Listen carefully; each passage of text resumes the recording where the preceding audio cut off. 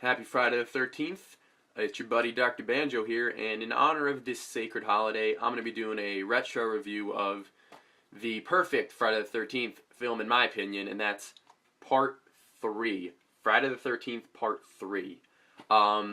Reasons for this are, first off, Shelly. The character Shelly.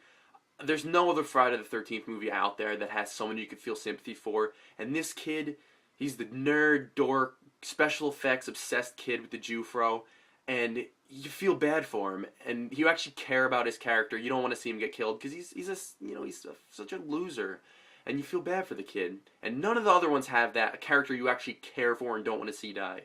Unfortunately, he dies, but whatever.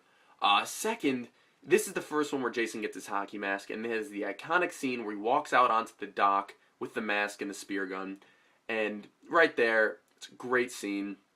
This one also has one of my favorite deaths, and I think one of the coolest deaths in the series, and that's where the guy who, for some reason, is obsessed with walking on his hands gets the fucking machete right down his fucking legs and his dick and shit, and such a cool scene. There's also a couple other memorable scenes in this, such as the very end when Jason's hung and he does the fucking shit like that. And again, when he gets the axe in the head and he puts his hands out and starts walking like a fucking zombie. I think that's a classic. When you think Friday the 13th, that's one of the things that comes to mind, is that specific scene right there.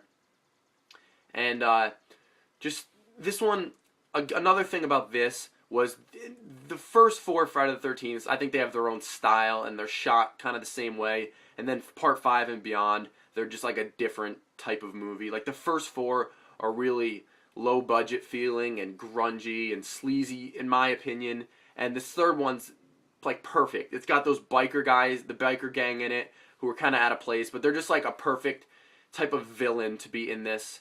On top of that, you have a lot of gore. This was before it was starting to get cut down, so this one's one of the bloodier Friday the 13th, and it was shot in 3D.